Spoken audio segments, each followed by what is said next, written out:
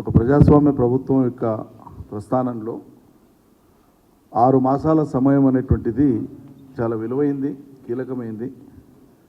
మొదటి 6 మాసాల లోపలే ప్రజలు ఒక అంచనా వేసుకోవడానికి ప్రభుత్వ పనితీరు మీద, ప్రభుత్వ అధినేతల వ్యవహార సరళి మీద, వాళ్ళ కార్యదక్షత మీద, అదేవిధంగా వాళ్ళు ప్రజలకు ఇచ్చినటువంటి హామీలను నెరవేర్చడానికి వాళ్ళు చూపిస్తున్నటువంటి శ్రద్ధ మీద ప్రజలకు ఒక స్పష్టమైన అవగాహన వస్తుంది.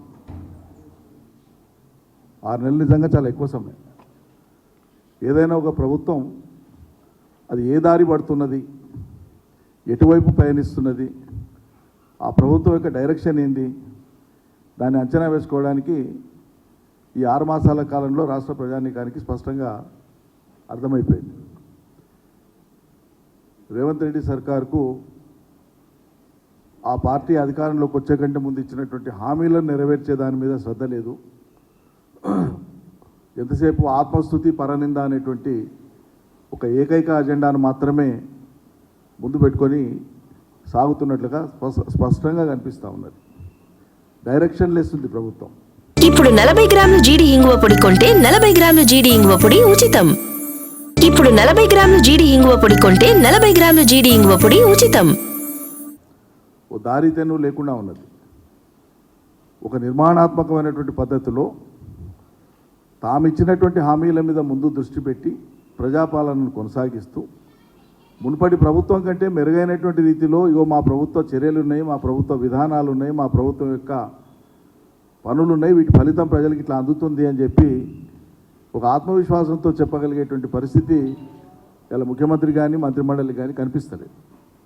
నోరు తెరిస్తే ఈ 6 మాసాల కాలంలో మనం చూసిందంతా కూడా గత ప్రభుత్వం మీద, గత ప్రభుత్వ అధినేతల మీద, గత ప్రభుత్వ కాలంలో సుమారు 9.5 ఏళ్ల కాలంలో ఈ రాష్ట్రంలో అమలైనటువంటి సంక్షేమం, అభివృద్ధికి సంబంధించిన అనేకమైన అంశాలు ఏ ఒక్కటి కూడా అది ప్రజలకు ఏది లాభం చేయనట్లు, సాంత్వన కూర్చనట్లు, మేలు ఒనగూరనట్లు, అన్నిటికన్నీ వైఫల్యమైనటువంటి విధంగానే వాటి మీదనే మాట్లాడుతూ వచ్చినారు. మిషన్ కాకతీయ అంటే ఫెయిల్ అన్నారు, మిషన్ భగీరథ ఫెయిల్ అన్నారు, కాళేశ్వరం ఫెయిల్ అన్నారు, డబుల్ బెడ్రూమ్ ఇళ్ళు కట్టనే లేదన్నారు. ఇక 1 కాదు 2 కాదు, గొర్రెలది ఫెయిల్ స్కీమ్ అన్నారు, అసలు ఇయ్యనే లేదన్నారు. ఏది తీసుకుంటే అది గత ప్రభుత్వ హయాంలో జరిగినటువంటి పనిని ఒక్కదాన్ని కూడా అవును ఈ ప్రభుత్వ హయాంలో ఇది జరిగింది, ఇది జరగలేదు, లేదా ఇది కొనదాకా జరగలేదు, లేదా ఇందులో పొరపాటు జరిగింది, ఈ రకమైన చర్చ ఎక్కడా లేదు. మొత్తమే ఏం జరగలేదని చెప్పి హోల్సేల్గా ఎగ్గొట్టేటువంటి మాటలు మాట్లాడడం, ఆ పథకాలకు కానీ ఆ ప్రయోజనాలకు కానీ దురుద్దేశాలను అంటగట్టడం. పోనీ అవి చేస్తూ మీరు చెప్పిందన్నా ఏదైనా మొదలుపెట్టి చేస్తున్నా అంటే ఇచ్చిన ఒక మాట మీద లేదు.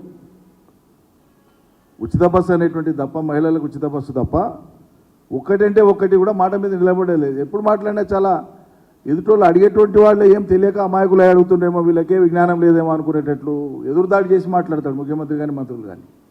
మేము అన్నీ అమలు చేసినాం కదా, ఇంకేడు ఉన్నాయన్నట్టు మాట్లాడతాం. చివరికి ఎన్నికల సందర్భంగా రాహుల్ గాంధీ వస్తే ఆయనతో కూడా చెప్పించినారు మహాలక్ష్మి పథకం కింద 2500 ముడుతున్నాయని. అంటే ఇంత బ్లఫ్ చేయడం, చేయని దాన్ని, అమలు చేయని దాన్ని, ప్రారంభించని దాన్ని కూడా ప్రారంభం అయిపోయినాయి, అమల్లో ఉన్నాయి, అన్నీ నెరవేర్చినాం, ఏదో 1 2 మిగిలినాయి, అన్నీ అయిపోయినాయి అన్నట్లుగా టేక్ ఇట్ ఫర్ గ్రాంటెడ్గా తీసుకొని మాట్లాడడం అనేది అలవాటు అయిపోయింది.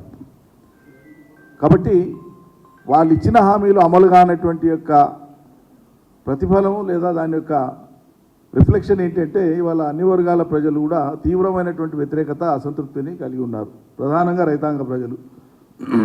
కరెంటు కాడ వైఫల్యం ఈ సర్కార్ది, నీళ్ళు ఇచ్చే కాడ వైఫల్యం. చివరికి వాళ్ళు పండించిన పంట కొంటామని చెప్పి కొనకపోగా నానా ఇక్కట్లు రైతులు పడ్డారు, ధాన్యం దడిచిపోయింది, చాలా రకాల ఇబ్బందులు పడ్డారు. బోనస్ ఇస్తామని ఎగ్గొట్టిండ్రు, బోనస్ మీద తలాతోకలేని మాటలు, ముందుతోన సన్నవడ్లకే ఇస్తామని, తర్వాత మిగతాయి కూడా పరిశీలిస్తున్నామని, విధి విధానాలు రూపొందిస్తున్నామని. 2 సీజన్లు అయిపోయాయి, వానకాలం యాసంగి సీజన్లు అయిపోయాయి. మీ బోనస్ అనేటువంటిది ఇంకా ఆ బోనస్ను కూడా నమ్ముతాడా? మీ బోనస్ అనేది ఒక బోగస్. కాంగ్రెస్ ఇచ్చినటువంటి రైతులకు బోనస్ అనేటువంటి ఆ మాట అయితే ఉందో అదొక బ్లఫ్, అదొక బోగస్ మాట. మీరు ఇంకో అదనపు బోనస్ ఏమి ఇచ్చిందంటేనంటే రైతుల మీద లాఠీచార్జ్ చేస్తున్నారు. సర్కారు వచ్చిన 6 నెలలకే రైతుల యొక్క డిమాండ్ల మీద రైతులు సంఘటితమై ఎక్కడన్నా కూర్చొని ఏదైనా ప్రభుత్వాన్ని అడుగుతున్నారంటే వాళ్ళ మీదకి పురమాయిస్తున్నారు పోలీసులు. మరి గతంలో ఎందుకో జరగలేదు? 9.5 ఏళ్ల కాలంలో ఎందుకో రైతులు లైన్లలో నిలబడలే? గతంలో ఎందుకో ఎరువుల కొరత రాలే? గతంలో ఎందుకో నీళ్లు లేక పంటలు ఎండిపోయినాయనే వార్తలు రాలేదు?